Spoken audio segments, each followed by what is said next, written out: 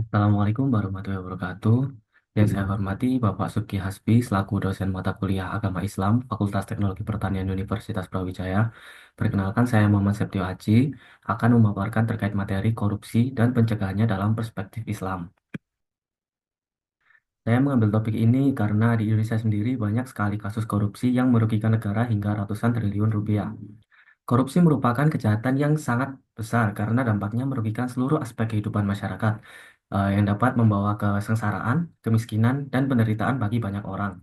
Pada sepanjang tahun lalu, yakni tahun 2024, jumlah kasus korupsi mencapai 364 kasus yang berpotensi merugikan negara mencapai 280 triliun rupiah. Maka dari itu, pada presentasi kali ini saya akan membahas terkait definisi korupsi, penyebabnya, hukum dalam Islam, dampak korupsi, pencegahan korupsi, serta kesimpulan dari presentasi ini. Kata korupsi berasal dari bahasa Latin corruptio yang secara harfiah berarti kebusukan, kebejatan moral, ketidakjujuran, dan penyimpangan dari kesucian. Korupsi dapat diartikan sebagai tindakan yang melawan moral, yang merusak watak dan bersumber dari penyalahgunaan kekuasaan dalam jabatan. Korupsi tidak secara langsung disebutkan dalam Al-Quran dan hadis karena pada zaman dahulu sistem pemerintahan belum secara administratif sehingga kata korupsi belum muncul.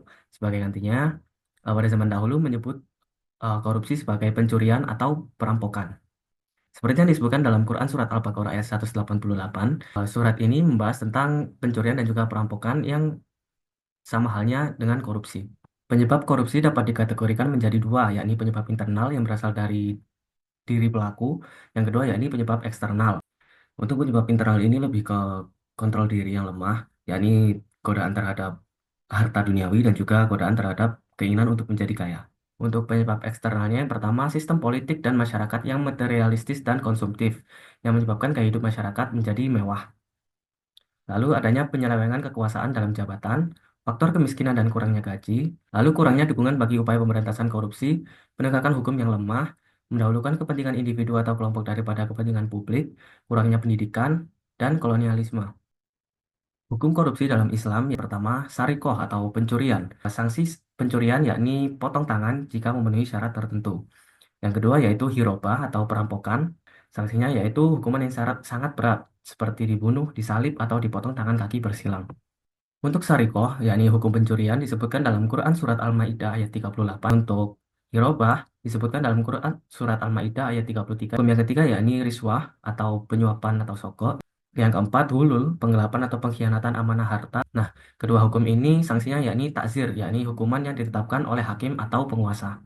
Bentuk-bentuk hukuman takzir diantaranya yakni denda 2 kali lipat harta yang dikorupsi beserta hukuman fisik.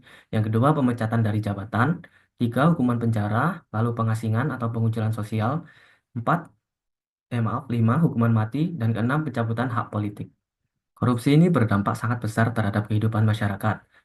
Dari segi sosial, ekonomi, dan kemanusiaan, korupsi berdampak menyebabkan kesengsaraan dan kemiskinan, merusak moralitas, serta menimbulkan kerugian bagi semua umat. Jika dilihat dari dampak spiritual bagi pelaku, yakni menghalangi pelaku untuk masuk surga, menjerumuskan ke neraka, menjadi beban di hari kiamat, dan mendapat siksaan yang besar di akhirat nanti. Upaya pencegahan korupsi dapat dilakukan secara preventif, yakni dengan sistem non-pidana, dan juga represif dengan sistem pidana. Untuk sistem non-pidana dapat dilakukan dengan pendidikan, lalu penerapan ihsan untuk meningkatkan kesadaran individu akan dampak buruk korupsi. Yang ketiga, kepemimpinan bersih, yakni memiliki pemimpin yang bersih dan mengangkat orang yang tepat.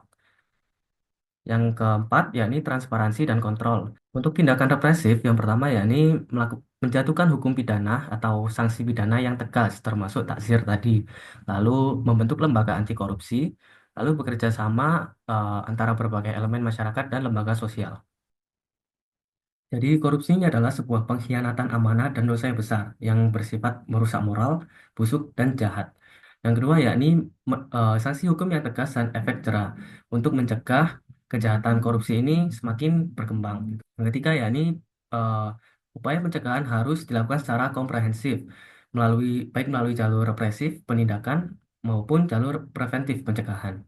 Ini referensi jurnal yang saya pakai. Sekian presentasi dari saya. Wassalamualaikum warahmatullahi wabarakatuh.